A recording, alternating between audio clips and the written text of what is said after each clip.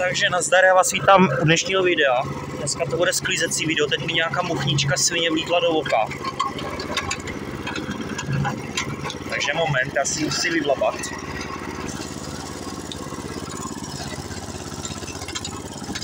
Jinak dneska máme teda 27. září. Bude sklízecí video, budeme sklízet dneska všechno možný. Za chvíličku uvidíte.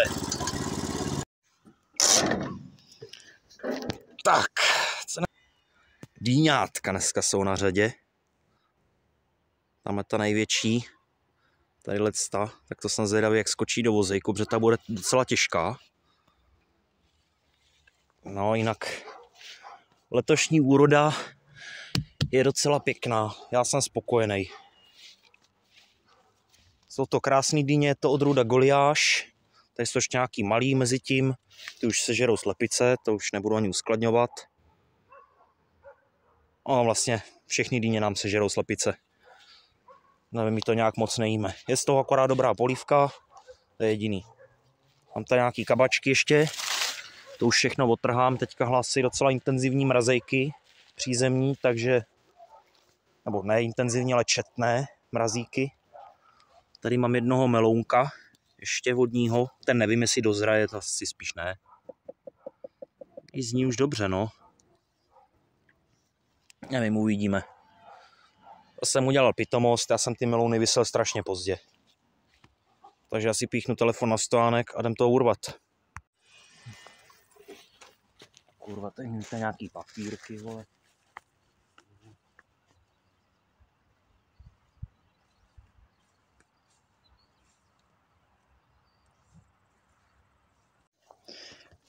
Tak, já jsem si musel k tomu přinést nožík, takovýhle mám žabikuch, nebo ropuchokuch, záleží jak tomu kdo říká.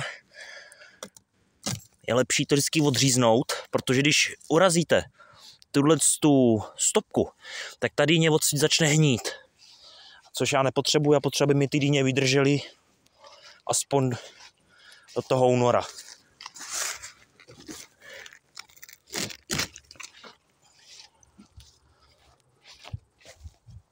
Tahle půjde slepicím.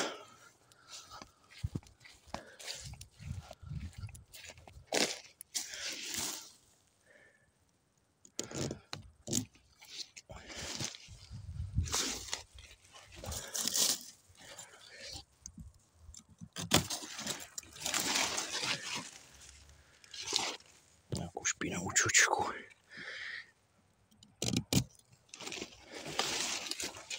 No, tahle je teda obrovská, tahle dýně. Ta jsem zvědavej teda, jak skočí na vozejk. To bude největší sranda. A z toho možná asi i začnu. Kde ty máš zátku? Teda šťopku. Nemáš šťopku. Kurva.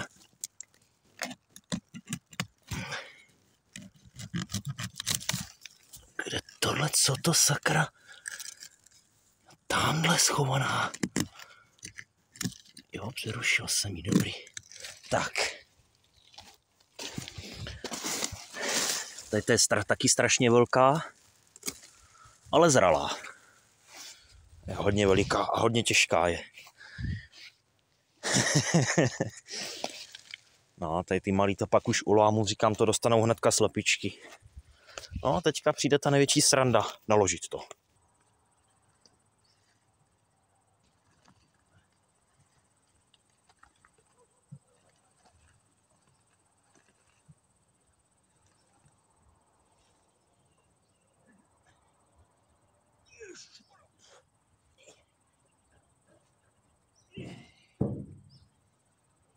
No, to nebude zase tak strašný. Akorát si otevřu sejt, se nedří.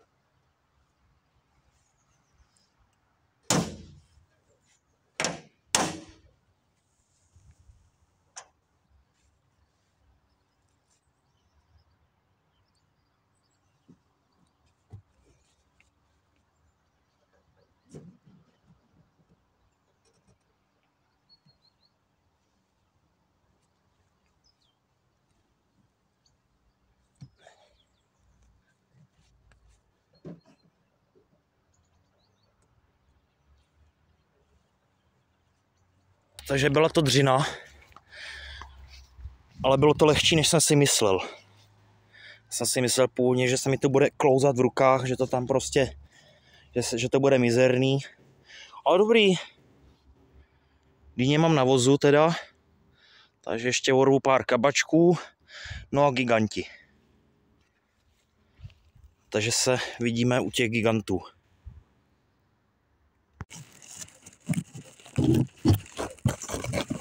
Tak, já jsem vám sice sliboval, že se vidíme u gigantů, ale ty kabačky orvu taky tady.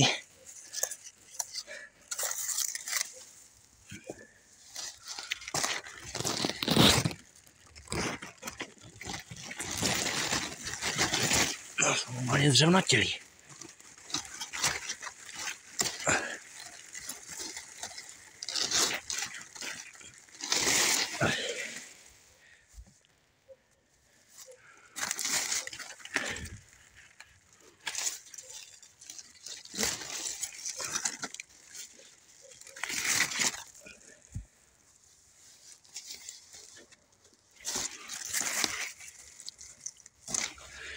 Oproti loňsku mám těch gigantů teda strašně málo, no. Oni bylo jinačí. To vlastně konec konců taky mám nahraný video, se můžete pak podívat. No, můžu vám teda říct, že Vario mělo co dělat, aby jsem se s tím rozjel. Ono se to nezdá, něco to váží, no. Tady mám zelí, to je už tak asi spíš pro slepice, že to mi zežrali housenky. Nějaká cibule globoště. Tady mám ještě okurky, ty už ani netrhám, protože už mi lezou krkem. No tady mám právě ty giganty, jak jsme říkali. A ještě tady koukáme hromadu cibule, tady zůstalo po mně, takže to je ještě všechno potřeba vypaběrkovat.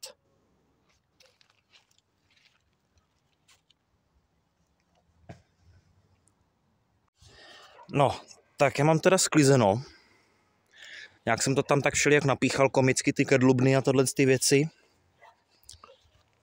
Mám tady teda směs dýní, gigantů, oni už mi začali praskat. Jinak, kdo by nevěděl, co je gigant, tak gigant je taková přerostlá kedlubna, no, prostě. Taková krmná kedlubna, no, když to řeknu nějak takhle, tak je to krmná kedlubna, no. No, kabačky. A dokonce ještě i okurky jsem nějaký natrhal, takže to si udělám močáky, rychlokvašky. Když byste chtěli video, jak to dělám, tak to napište do komentářů. No a ještě jsem tady vlastně napaběrkoval z políčka trošku cibule, zapomenutý. Nevím, jestli to tam uvidíte. Takže jsem ještě napaběrkoval dokonce nějakou cibuli.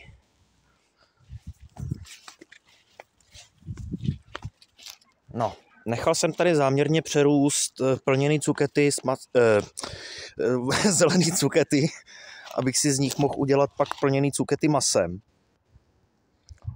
A to už jsou taky na sklizení, už jsou pěkný, ale už je možná i dřevnatá, no. Ale tahle bude dobrá. Tamhle to je taky mladoučka. Akorát to nevím, jestli ještě vrazím na vozejk. No, takže já jsem to tady nějak komicky naložil.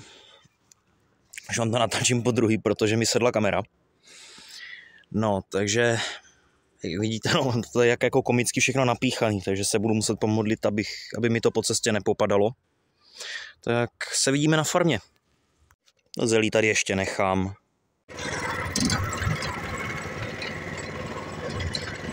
Nejhorší mám za sebou výjezd z toho ze zahrady, tam to bylo nejvíc hrbolatý, teďka už vloženě, teď už jsem za vodou, už mi to popadat nemělo. Takže tady mám takovou menší prezentaci, co jsem teda dneska sklidil, co nesklidil a co ještě teprve sklidím.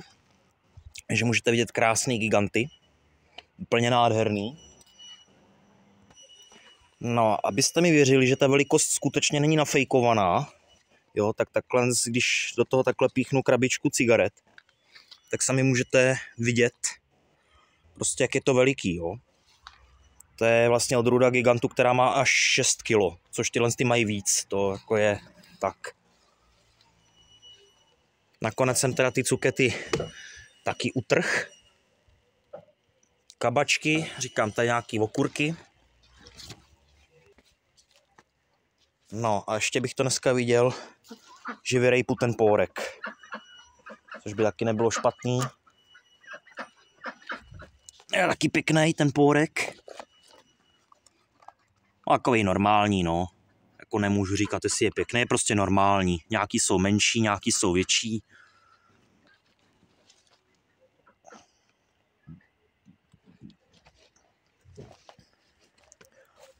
No, bohužel do kapustičky, do kuličkové kapustičky se mi pustila housenka. Ale něco málo tam na tom asi možná i vyroste, a ne, mě ta kuličková kapustička v životě nešla. No, takže já jsem tady ještě teda v rychlosti vydloubal nějaký ten pórek, který je teda taky moc hezký. Tak, jestliže se vám video líbilo, nezapomeň dát like, odběr, koment. Zatím čau.